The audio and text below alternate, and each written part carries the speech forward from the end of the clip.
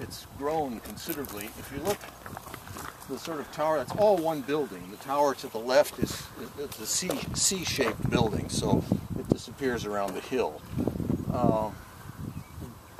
The fire, well, there are actually two. There was one in 1914 set by a crazed domestic help, and one in 1925, which was an electrical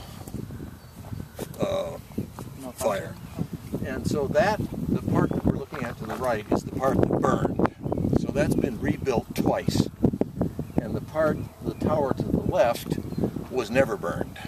That you can see that long vertical yellow thing to the left of the tower.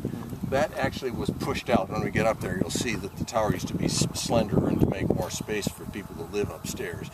Because when this was formed, built in 1911, Wright had a family and a house in Oak Park and a studio.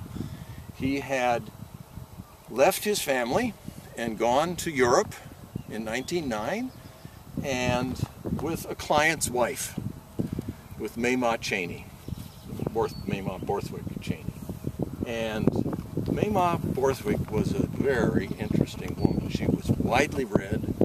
She translated from German. She was a reformer of sorts. I mean, there was no question that she was a significant intellect. And there's something in history, writing of history, called counterfactual history. If you could write history as if an event didn't occur, and then you would sort of speculate how history would have unfolded. I've often thought it would be interesting to write Wright's career had Maymah not died in 1914, because she was somebody to push back. She didn't feed his narcissism, shall we say, because she pushed back. And it was a real blow to him when she died. He was in Chicago, actually, working on a big project down around the University of Chicago, the Midway Gardens, and came up here, and the place is smoldering, and they took the bodies to this house that you can't see because behind the tree. Anyway, so it was devastating. But the workspace and the farm part of the house did not burn. So when we see that parts of that actually go back to 1911. But this part here, as I said, was rebuilt in 14 and was rebuilt again in 1995. And you can see that it's sort of like a fortress on the hill, right? It sort of feels like it's defensive almost. And that clearly was the condition even from the beginning, because Wright was testing moral codes by running off with a client's wife. I mean, and let me tell you, when the